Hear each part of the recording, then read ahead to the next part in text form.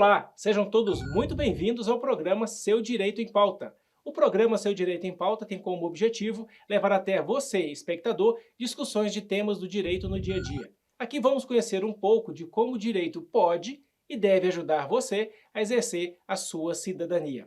Recebemos em nosso programa hoje Deltan Dallagnol, ex-procurador da República, e também, na sua atuação no Ministério Público desde 2003, acumulou experiências em grandes investigações criminais, trabalhando em grandes casos de corrupção e lavagem de dinheiro, como foi o Lava Jato. Deltan, seja muito bem-vindo ao nosso programa. Faça as suas saudações aí ao nosso espectador. Legal, Anderson. Um prazer enorme estar aqui com você, Anderson, para a gente conversar sobre os direitos das pessoas, sobre como as pessoas podem exercer os seus direitos e como a gente pode trabalhar nessa área de justiça a partir de uma visão do mundo cristã. Obrigado, Deltan. Olha, Deltan, a gente tem recebido aqui no nosso programa muitas perguntas de diversos temas, e um deles, as perguntas também que nos chegam, é sobre o Ministério Público. E nada melhor do que ter você aí, uma pessoa muito atuante aí, emblemático também na nossa sociedade, porque esteve ali à frente de grandes trabalhos aí defendendo a sociedade. Eu queria ver com você, Deltan, como que foi aí a sua trajetória até se tornar um procurador da República? Fala um pouco pra gente aí. Legal, Anderson. Eu saí da faculdade com 22 anos, em 2002. Eu nasci em 1980, então é fácil contar os anos, né? 2022 tinha 22 anos e saí meio na dúvida ainda do que ia fazer naquela época de final de faculdade, e eu decidi o que eu queria quando eu li a lei do Ministério Público. Quando eu li essa lei e vi que essa instituição, esse órgão, é um órgão que exerce amor ao próximo, que cuida da sociedade, é um grande defensor da população. Em razão da minha visão de mundo cristã, eu tenho como propósito da vida amar a Deus sobre todas as coisas, amar o próximo como a nós mesmos, e a ideia de amar o próximo, de servir a sociedade era muito natural para mim. Eu olhei para aquela lei e disse o quê? Eu posso exercer uma função pública, ser remunerado por isso, e ainda cumprir a minha função da vida, o meu propósito existencial ao mesmo tempo, e aí eu passei a estudar para concurso. Passei a estudar para concursos duramente, estudava às noites, mas sempre focado em obter os instrumentos para eu servir melhor à sociedade, caso eu fosse aprovado. Veja que se você considera estudar para um concurso, se você está fazendo faculdade, a prova ela tem que ser só um caminho para você testar o quanto você está preparado para servir a sociedade. E agora, teu objetivo não é passar na prova, teu objetivo é angariar instrumentos para você poder servir a sociedade com excelência. E eu lembro que eu ficava cansado, às vezes, Anderson, estudando, e eu parava tudo e começava a cantar aquela música, faço melhor, oh, faço melhor para Deus. Que é lá da banda Filhos do Homem, lá da grande Pato Branco, cidade onde eu venho, internacionalmente conhecida como White Duck City, uma grande cidade gigante, exerce uma área de influência sobre o Paraná e o mundo, né? E passei para promotor de justiça no Paraná, passei para procurador da República e passei para juiz. Olha só que bacana. É assim, aí eu passei a orar bastante, refletir sobre qual seria o caminho mais apropriado que eu deveria seguir, buscando tomar uma decisão segundo critérios bíblicos de decisão, ouvindo conselheiros, lendo a palavra de Deus, olhando para as circunstâncias, Deus fala pelas circunstâncias, buscando paz no coração. Colossenses 3,15 diz que a paz do coração vai ser o juiz de Deus no nosso coração, né? E ainda buscando analisar racionalmente qual seria a decisão em que eu poderia estar prestando um serviço mais apaixonado, com excelência, de acordo com a minha vocação, talentos, dons, preparos. E eu vi no Ministério Público uma oportunidade de ser alguém ativo em favor da sociedade. O juiz tem uma postura mais passiva. E o procurador, o promotor, tem uma postura mais ativa de defender a sociedade, servir em diferentes áreas, na área criminal, na área de educação, saúde, tutela de direitos das pessoas, cuidado de crianças, adolescentes, idosos, cuidado com o meio ambiente, tutela dos direitos dos consumidores. E esse foi o caminho que eu decidi seguir no final das contas. Nossa, que bacana, viu, Deltan? E essa sua atuação no Ministério Público, né? A gente percebeu que nesse caso aí da Lava Jato foi sim um caso muito. Eu falo que a sociedade ela veio assim, digamos assim, sofrendo calado, e a gente percebeu que a atuação do Ministério Público, não só a sua, mas de vários outros procuradores, foi muito acertada, muito atuante. Fala um pouco para a gente aí na sua atuação no Ministério Público aí nos últimos anos aí, como que foi, Deltan? Legal, eu passei 18 anos, Anderson, como membro do Ministério Público e trabalhei em vários casos na área criminal, casos de pedofilia, casos em que eu vi coisas que vocês não acreditariam, eu vi pessoas conversando em chats, ninguém me contou, gente, eu vi pessoas conversando em chat, não só sobre como praticar abusos contra crianças, contra bebês, mas falando até de levar bebês, crianças para chácaras, dividir partes e comer as crianças, coisas assim que vocês não têm ideia. Trabalhei em grandes casos de tráfico de drogas, tráfico internacional de drogas. Nós levamos à frente, por exemplo, uma operação contra Fernandinho Beiramar, para citar um dos vários casos. Trabalhei em casos de corrupção, de lavagem de dinheiro envolvendo doleiros. E a Lava Jato foi um desses casos, mas houve outros casos antes da Lava Jato, como o caso dos gafanhotos aqui na Assembleia Legislativa. E o meu trabalho contra a criminalidade organizada me fez conhecer as brechas do sistema que impedem a gente de punir pessoas poderosas, especialmente os réus de colarinho branco. Então, se nos casos de tráfico de drogas eu alcançava sucesso, se nos casos de pedofilia eu alcançava sucesso, nos casos contra os corruptos, o destino nosso era sempre o fracasso. Não porque a gente atuasse de um modo diferente do que nos outros casos, não, a gente fazia as mesmas coisas. Só que eu descobri que o nosso sistema de justiça é feito para não funcionar em relação a pessoas poderosas.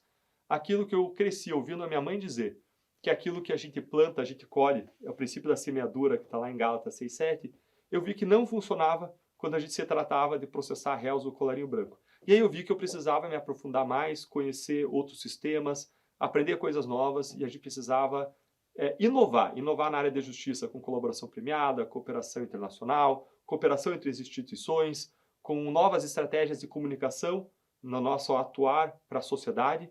E daí na Lava Jato, nesse contexto de Lava Jato, a gente buscou implementar novas estratégias de investigação calcada nesses pilares, uma estratégia de fases, com cooperação jurídica, com cooperação interna, com colaborações premiadas e por aí vai.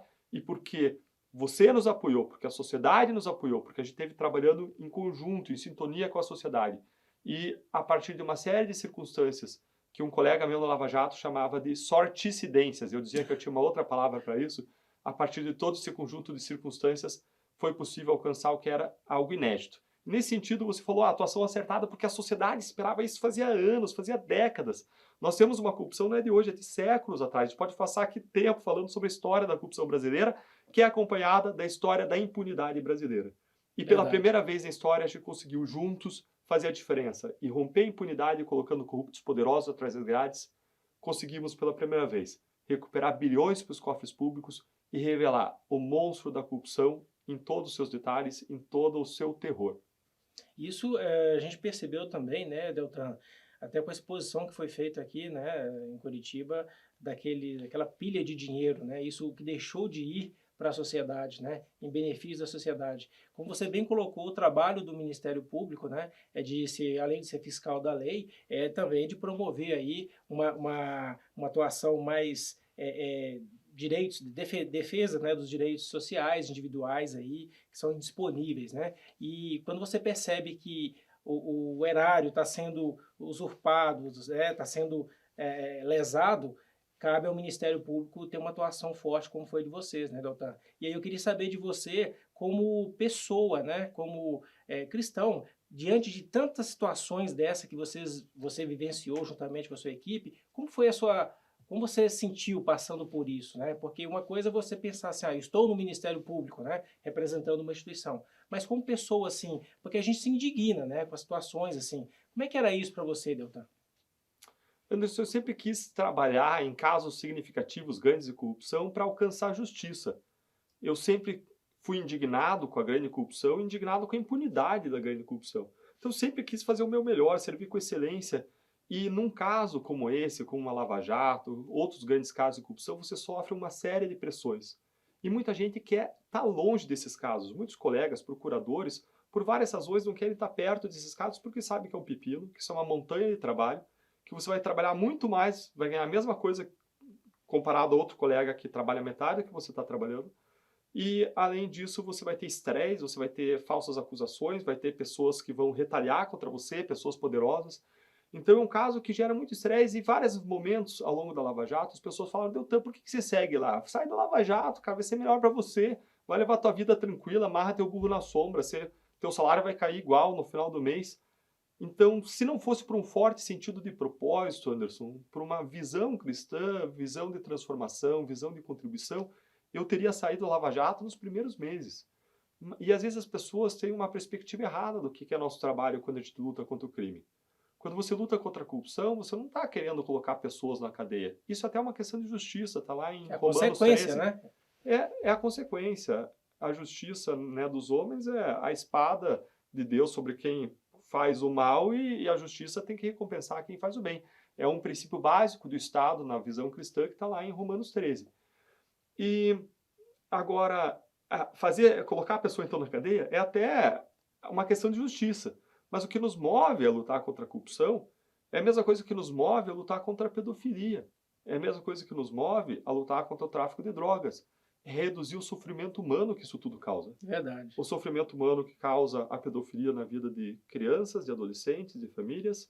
O sofrimento que as drogas causam na destruição de famílias, de lares, de pessoas, de vidas, causando muitas vezes violência doméstica, feminicídios.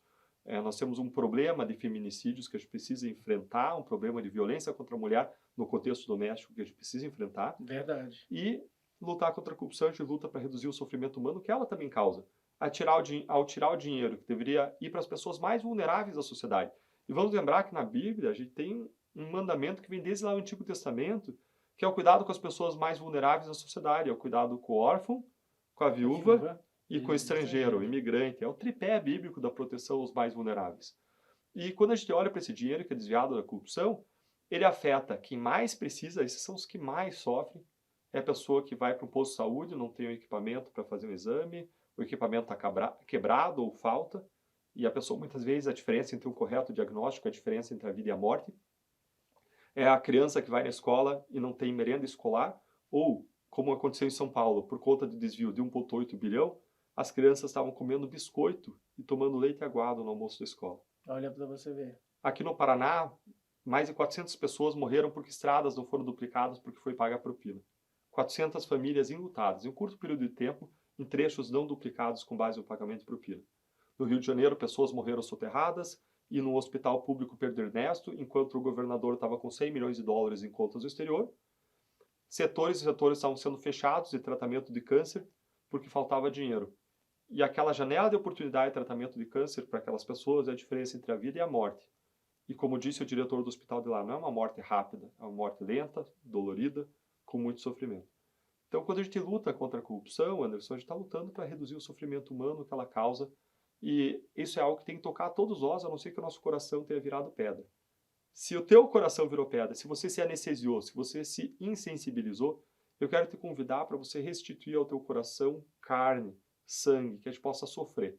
Essa, aliás, foi a atitude de Neemias, né? Neemias, quando ele ouviu o sofrimento de Jerusalém, toda aquela história bíblica de Neemias, aquela narrativa bíblica muito linda, em que ele escuta que Jerusalém está sem muros e volta para reconstruir muros, a primeira atitude dele, o que moveu tudo, o começo da história, é ele escutando o sofrimento de um povo humilhado, de um povo sem muros, um povo exposto à violência, exposto aos desmandos, exposto a invasões, à violência contra suas famílias, em razão da ausência dos muros. Se nós queremos ser cristãos ativos e sensíveis aos problemas sociais, a nossa primeira atitude é a empatia, a gente ouvir o sofrimento e a gente se importar com isso. Amar o próximo como a ti mesmo, né? Então, assim, quando você tem isso em mente e você coloca isso em prática, cada um no seu papel, você está exercendo um mandamento, né? Uma regra bíblica aí, que é a regra de ouro, né? Então, você na condição de procurador da República, ter investido desse poder aí, você estava atuando, amando o próximo, né? Isso é importante. Pessoal, esse primeiro bloco, nós vimos aí que vai ter muita coisa para a gente falar nos próximos aí. Não saia daí, tome uma aguinha, volte rápido e fique com os nossos apoiadores. Até daqui a pouco. Seu Direito em Pauta. Patrocínio SAUC. Serviços e soluções de TI.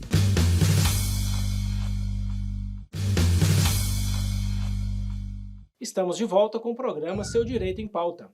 Nesse segundo bloco, nós vamos ter muito mais. E o primeiro bloco já foi muito bom. Deltan, a gente conversava no intervalo sobre que, às vezes, no nosso meio, né, evangélico, as pessoas elas tendem a querer separar o sagrado do secular, né? Ou seja, não, eu sou cristão só no culto, né, no domingo na igreja, no meio da semana, não vamos misturar as coisas. Mas não é assim. A gente percebe que se tivéssemos uma sociedade aplicando mais princípios, talvez teríamos uma sociedade melhor, né? O que você acha sobre isso? A fé, Anderson, é o último compromisso da alma humana. É o nosso compromisso mais existencial, mais básico. E isso acaba se refletindo em todas as áreas da nossa vida. Por isso que nas igrejas a gente vê as igrejas ensinando como ser um pai e uma mãe à luz dos princípios e valores bíblicos, ensinando como ser um marido e esposa à luz dos princípios e valores bíblicos. E a gente precisa também ensinar as pessoas a como agirem em suas profissões, não só como empreendedores, mas também como cidadãos no meio da sociedade à luz dos princípios e valores bíblicos. Isso é ensinar a cidadania, é ensinar como nós devemos nos comportar à luz da Bíblia, e a gente tem vários exemplos bíblicos nessa direção. Nós temos Daniel, temos José, temos Neemias, uma série de outras figuras que atuaram publicamente, Esther, né, e por aí vai. E quando você me pergunta sobre essa percepção e o discurso que a gente escuta, cada vez mais forte, especialmente das pessoas ateus, e muitas vezes em universidades, dizendo não, política e religião não podem se misturar, isso é um preconceito de natureza religiosa, na verdade. Porque todas as ideologias, se você pegar o capitalismo, o socialismo, o conservadorismo, o progressismo, todos esses ismos, em última análise, eles têm por base crenças. E por que você vai discriminar a crença cristã em relação a outras crenças que embasam todos esses ismos? Essa discriminação envolve uma discriminação em relação à fé, uma discriminação religiosa. Então, no espaço público, você pode sim e deve levar a tua fé, levar as suas crenças, do mesmo modo como as pessoas que defendem as diferentes ideologias levam a sua fé e levam as suas crenças. Então, existe uma confusão entre laicismo e laicidade. Uhum. O Estado é laico. O Estado é laico. É O que significa a laicidade do Estado? Não estou falando de laicismo, eu já vou falar o que é laicismo. Uhum. O que significa a laicidade do Estado? A laicidade do Estado significa que o Estado não deve dar preferência a nenhuma religião. Mas não significa que o Estado não pode apoiar as religiões. Pelo contrário, o nosso Estado é um Estado laico e ele apoia as mais diferentes religiões ao defender a liberdade de culto, ao criar regras de imunidade tributária para igrejas, ao defender a liberdade de consciência, de crença, de fé, o exercício livre da fé. Existem várias regras constitucionais que incentivam as mais diferentes religiões. O que o Estado não pode ter é preferência entre diferentes religiões. Então isso é laicidade. Laicidade não é você tirar a religião do espaço público, mas é o Estado não manifestar preferência em relação a determinadas religiões. Já o que é o laicismo? O laicismo é uma ideia de que o ambiente público, não o privado, deve ser asséptico, que a religião ela deve ser confinada ao espaço da família, ao espaço entre quatro paredes da residência, e que a religião deve ser retirada supostamente do espaço público, porque o Estado é laico. Não, isso aqui não é laicidade, isso aqui é laicismo. O que se prega, quem prega isso, está defendendo algo que é impossível, que é você retirar as tuas crenças, as tuas convicções últimas da vida, da esfera pública de decisão, do espaço público de comunicação, de decisão, de comportamento humano. Então, após estudar, e ao longo da Lava Jato fui confrontado com essas questões, eu fui estudar, li textos de autores estrangeiros sobre isso, e a visão que eu formei a partir dessas várias leituras é a visão de que o Estado sim é laico, agora o laicismo está errado. O laicismo ele é um preconceito de natureza religiosa contra a fé. E do mesmo modo como você pode aceitar diferentes visões de mundo na sociedade, de novo, conservadora, progressista, de esquerda, de direita, de cima, de baixo, de lado, é natural que você aceite uma visão de mundo também baseada na fé, como as demais, que é o cristianismo em cima de valores, princípios que, aliás, baseiam a visão da sociedade moderna que foi construída em cima da cultura judaico-cristã. Ah, perfeita essa colocação, viu? Deltan, uma outra questão, a gente falando, né, foi muito bom esse bate-papo aí sobre laicidade e laicismo, e algumas pessoas perguntam também, tá, mas o papel do Ministério Público, ele é um poder ou porque nós temos o poder executivo, judiciário e legislativo? É um poder? Como que é isso, o Ministério Público? Legal. nós temos 3 poderes clássicos na visão clássica, né? O poder judiciário, que julga, o poder legislativo, que faz as leis que são aplicadas pelo judiciário, né, em disputas, em conflitos, e faz as leis que são executadas pelo poder executivo na administração do interesse público, do bem comum. Então esses são os 3 poderes numa visão clássica. O pessoal ainda fala hoje do poder da imprensa, do poder das mídias sociais, do poder das redes, diferentes outros poderes. E onde que o Ministério Público entra nisso? O Ministério Público, ele tem duas, vamos dizer assim, tem algumas teorias sobre isso, mas vou colocar 2 que são as mais simples, tá? O Ministério Público ele pode ser visto como uma espécie de 4º poder, mas isso não é o que prevalece. Ele pode ser visto como uma parte do Poder Executivo, mas com total independência em relação ao Poder Executivo. Por quê?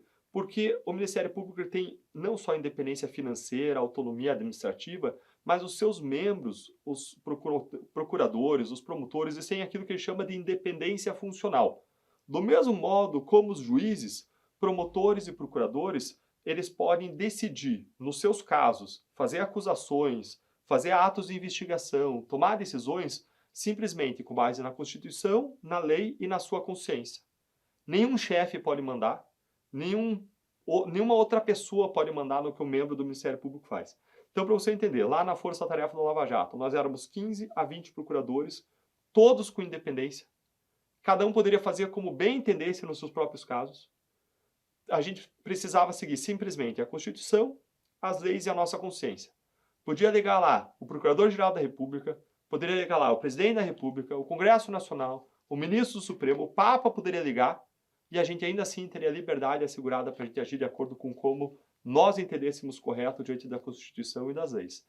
E como nós éramos 15 a 20 pessoas com independência, como que um órgão assim vai caminhar? Como que uma força-tarefa vai caminhar? Se tem 15 pessoas, cada uma pode pensar de um jeito diferente. E a força-tarefa caminhou. E caminhou por quê? Porque nós estávamos unidos por um propósito comum, de produzir justiça. Imagina lá pessoas de diferentes visões de mundo, Anderson. Diferentes visões de mundo, que vão quebrar o pau algumas horas, vão discutir, vão falar, não, tem que fazer isso, tem que fazer aquilo. E ainda assim, ao longo de 6 anos, chovendo canivete, a gente ficou unido. Por quê? Por uma visão de propósito comum, de servir a sociedade e produzir justiça. Nossa, eu fiz essa pergunta, Deltan, porque eu queria chegar numa segunda pergunta agora, porque tem muito a ver com você que nos assiste, você espectador, assim como eu, nós acompanhamos aí todo esse trabalho do Ministério Público e no caso da Lava Jato, que foi mais emblemático, como eu coloquei, ele trouxe para nós, a sociedade brasileira, uma esperança de que o país entraria nos eixos, né?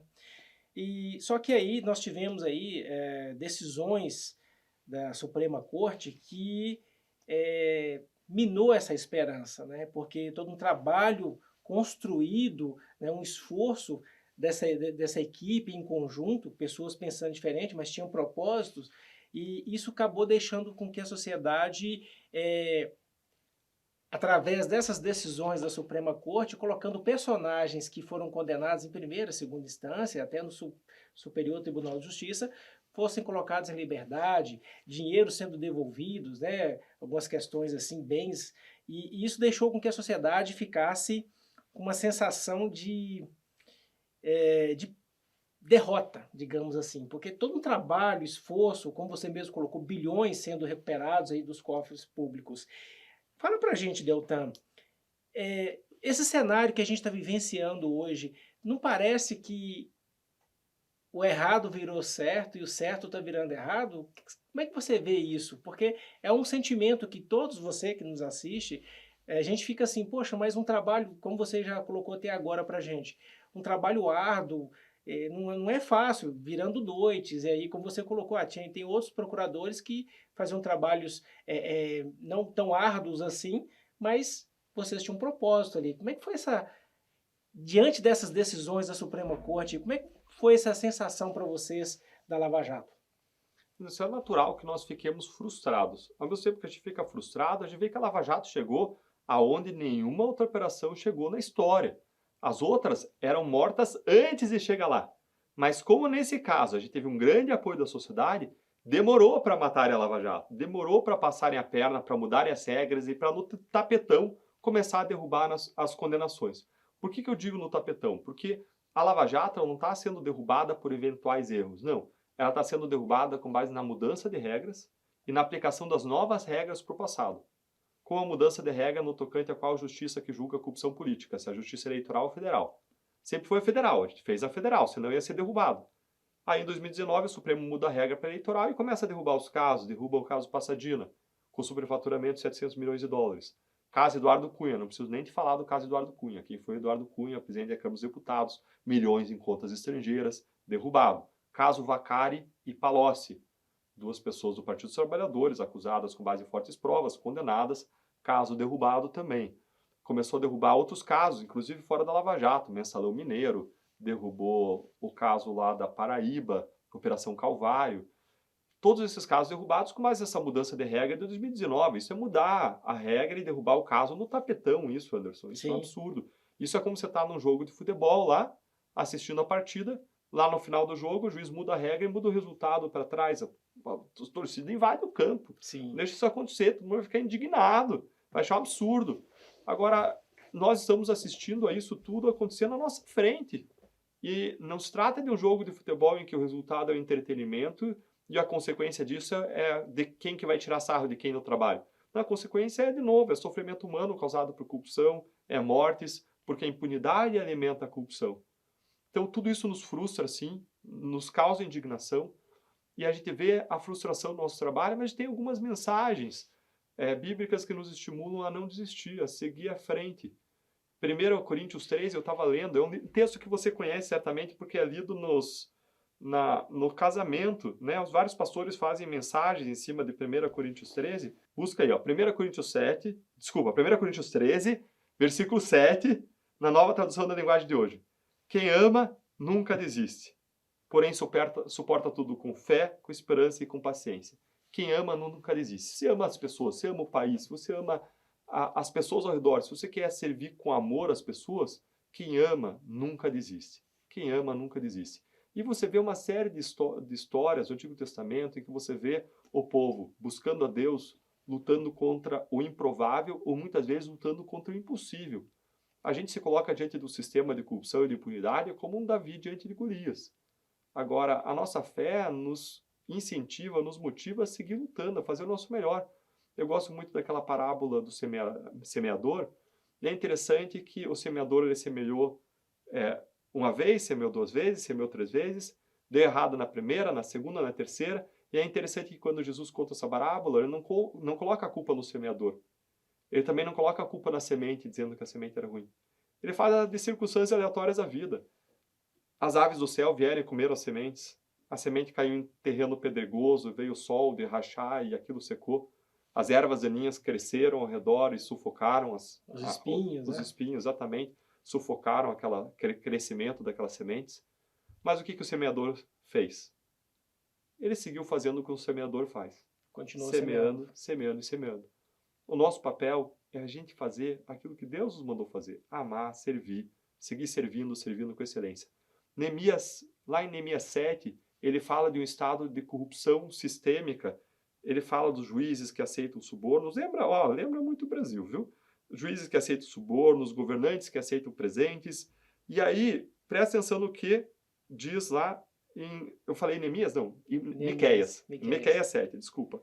Lá em Miqueias 7, você vai ver Miqueias dizendo no final, ele fala do texto, fala de todos os desmandos dos governantes, a corrupção, e ele encerra dizendo assim, em Miqueias 7, versículo 7, mas quanto a mim, ficarei atento ao Senhor, esperando em Deus, o meu Salvador, pois o meu Salvador, o meu Deus, me ouvirá.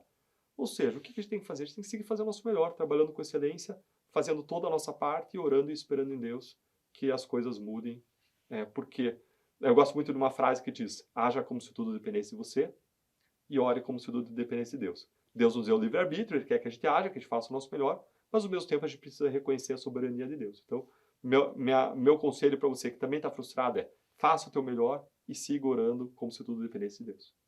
Olha, esse segundo bloco, vocês viram aqui, demais. E para a gente poder terminar esse segundo bloco, faça o seu melhor para Deus, não para homens, tá? A gente vai para mais um rápido intervalo, fique com o nosso apoiador e a gente volta já já. Seu Direito em Pauta. Patrocínio SAUC. Serviços e soluções de TI.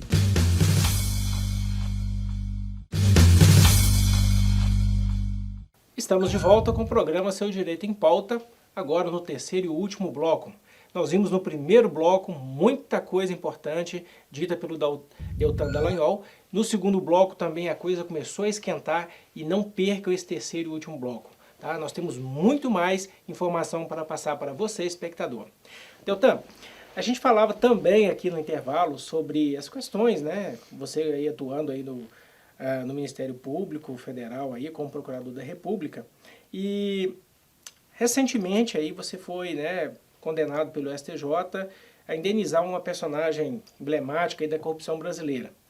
Diante disso, não parece que estamos vivendo ao avesso, ou seja, quem busca a justiça, fazer o bem para a nação, é penalizado e quem roubou não. Não tem essa sensação? Porque a gente percebe, poxa, todo um trabalho e agora também a regra do jogo é mudada também aí no STJ. Fala um pouco pra gente sobre esse caso aí. Legal, Anderson. A mensagem que o sistema de justiça quer passar de modo muito claro para nós, que o sistema político quer passar de modo muito claro para nós é: não mexam com a gente. Essa é a mensagem que eles querem passar. Não ousem nunca mais se voltar contra os corruptos poderosos do país, porque nós vamos retaliar. E nós não vamos só buscar impunidade, nós vamos retaliar contra as pessoas, os juízes, os promotores, os policiais que nos investigarem, que nos processarem. Por isso que não só eles derrubaram a lei de improbidade administrativa, não só eles mudaram a lei da colaboração, não só eles acabaram com a prisão em segunda instância, mas além de tudo isso eles passaram uma lei de abuso de autoridade com várias brechas para perseguir as pessoas que combatem a corrupção. Por isso eles tentaram mudar o Conselho do Ministério Público, que pune promotores e juízes, para aumentar a influência política no Conselho. Por isso que eles barraram pessoas de entrar no Conselho Nacional, porque eram pessoas que já tinham de algum modo trabalhado na Lava Jato, ou se manifestado a favor da Lava Jato, da correção da atuação. Eles estavam tentando manipular o sistema para gerar punição para que ninguém mais ouse enfrentar os corruptos no futuro no Brasil. Isso a gente vê acontecer não só aqui, isso a gente viu acontecer na Itália, em que o Di Pietro, que liderou a Operação Mãos Limpas na década de 90 contra os grandes corruptos italianos, ele precisou se afastar para se defender de mais de 100 acusações no final da operação. Agora, mais recentemente, na Romênia, pela primeira vez a partir de 2014, 2015, foi enfrentada a grande corrupção. Quem fez essa atuação foi uma promotora chamada Laura Kozevi, e o que aconteceu foi que em 2018 ela foi afastada e passou a ser investigada por supostos crimes. Ela tem todo o apoio do pessoal da Justiça, do Ministério Público, que sabem que ela não fez nada errado, mas o sistema político está perseguindo ela. Do mesmo modo aconteceu com uma promotora grega, Eleni, que processou um grande caso de corrupção, que foi punido nos Estados Unidos, porque envolvia uma empresa multinacional, e na Grécia ninguém foi punido, e agora estão investigando e processando a promotora. Onde quer que se enfrente a grande corrupção e o sistema seja dominado por grandes corruptos, esses grandes corruptos que têm o poder nas mãos, eles passam a retaliar quem combateu a corrupção, quem buscou puni-los, quem buscou fazer justiça. E o que a gente vê no Brasil hoje não é diferente. Nós tivemos esse caso em que o ex-presidente Lula entrou com uma ação pedindo uma indenização contra mim de R$1 milhão. E é claro que eu ganhei na primeira e segunda instância, que são as instâncias técnicas da justiça, que avaliaram o caso e falaram que eu estava lá fazendo o meu trabalho quando eu apresentei uma acusação contra ele. Acusação pela qual, aliás, ele foi condenado não só na primeira, mas na segunda e na terceira instância do judiciário, de modo unânime, por diferentes julgadores. E aí ele foi liberado pelo Supremo Tribunal Federal, saiu com o dinheiro no bolso, sem nenhuma consequência, e o que aconteceu? No STJ, o STJ reverteu as decisões das duas instâncias técnicas e me condenou a pagar uma indenização para ele. Quem tomou essa decisão no STJ foi colocado lá, nessa turma, como ministro, pelo próprio presidente Lula ou então pela ex-presidente Dilma.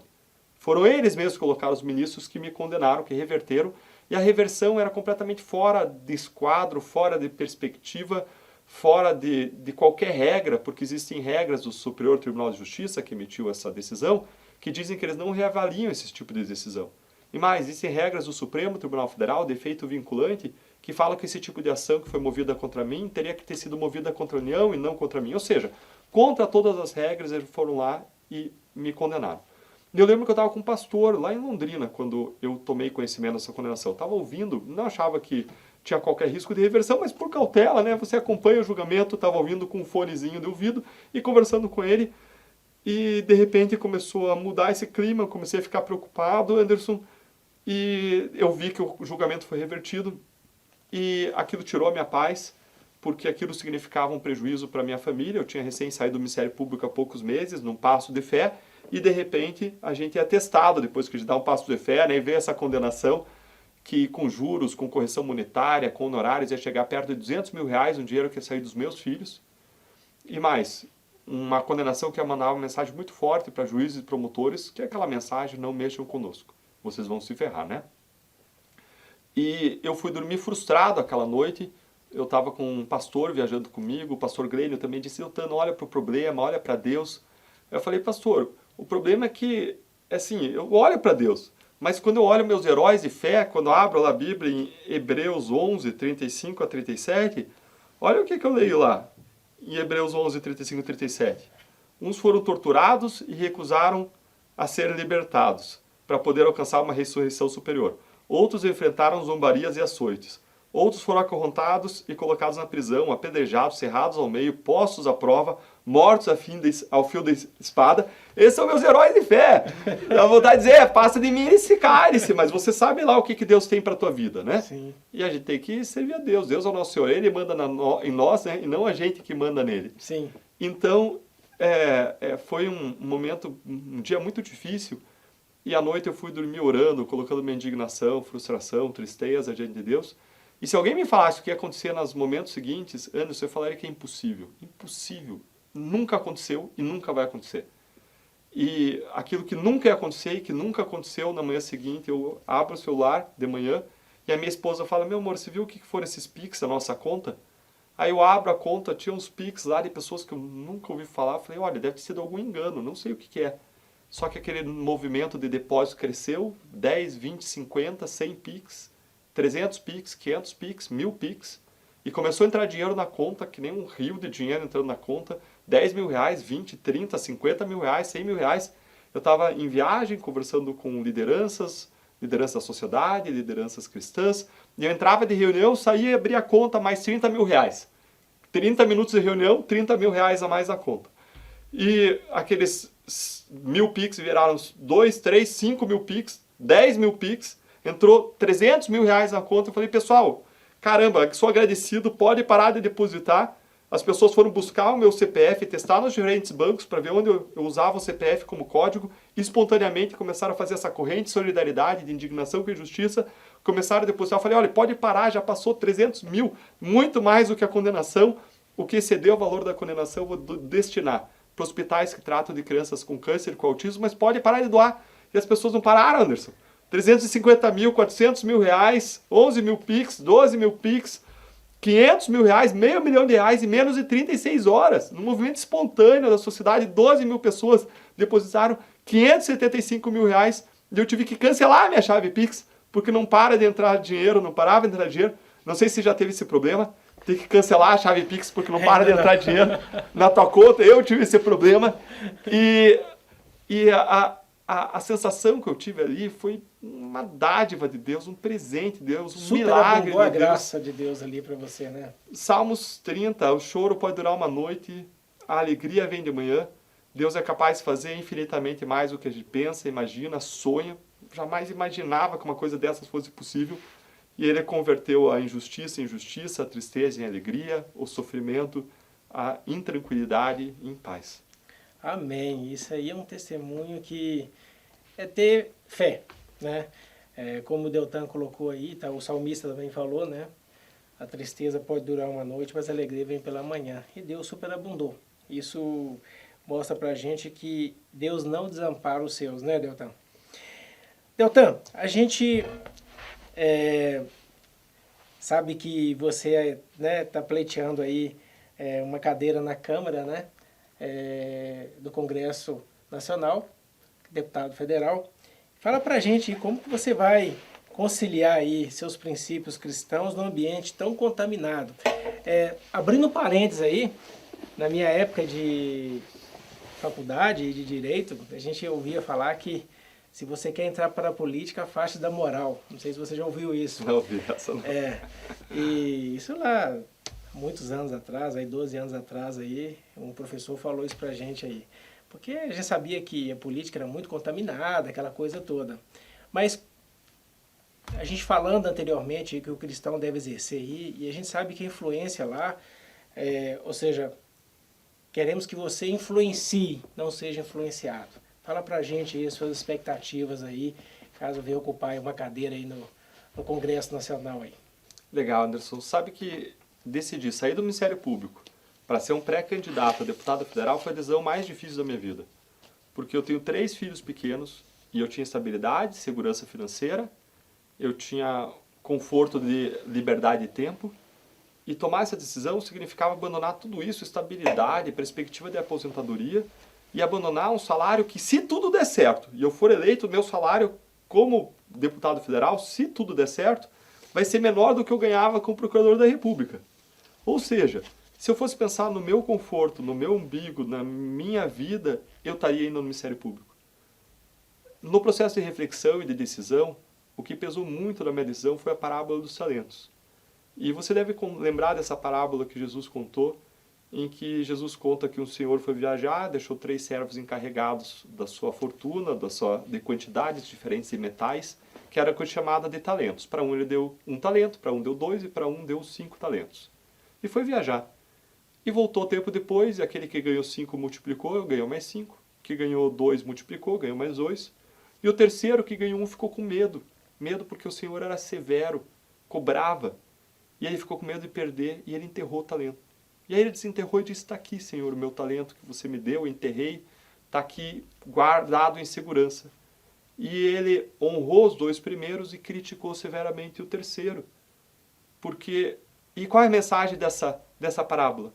A mensagem é que a gente tem que estar disposto a correr riscos para a gente fazer o melhor com aquilo que Deus nos deu.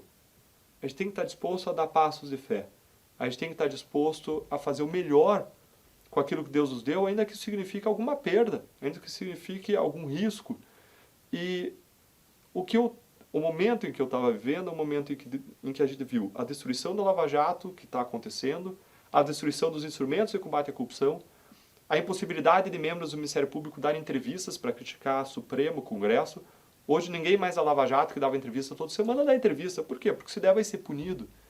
Então a gente viu que se a gente quer mudar o sistema, a gente tem que mudar de dentro. Eu tinha 2 opções, passar a bater ponto e ganhar meu salário no final do mês, ou sair com riscos, com prejuízos pessoais, mas para fazer a diferença, para fazer o melhor com aquilo que Deus me deu, para lutar e para fazer tudo o que eu posso. Faça o teu melhor para Deus, né? Lucas 10, 27. Sirva o Senhor teu Deus com todo o teu coração, com toda a tua alma, com todas as tuas forças e com todo o teu entendimento. E passei por esse processo de reflexão, oração e decisão, e entendi que o que eu deveria fazer seria sair do Ministério Público e lutar por uma mudança onde ela precisa ser feita, que é o parlamento. E eu tenho plena consciência de que eu estou entrando num sistema corrompido e de que, para aprovar propostas boas, eu vou ter que fazer alianças por causas, alianças por princípios, alianças por projetos, não alianças com pessoas corruptas, alianças focadas na aprovação de projetos, conversas, negociações.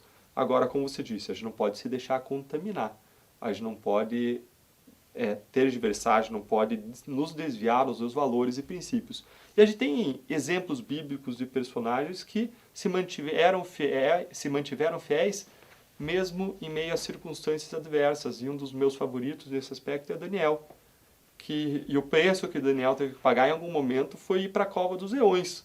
Exatamente. Então eu preciso que vocês orem para que Deus feche a boca dos leões.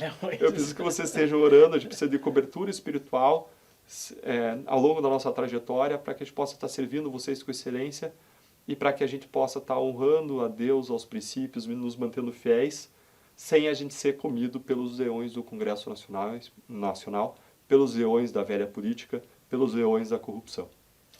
Amém, amém. E, Deltan, além digamos assim, desse projeto, né, a parte de combate à corrupção, tem algum outros projetos, prioridades para você também, quando deputado federal?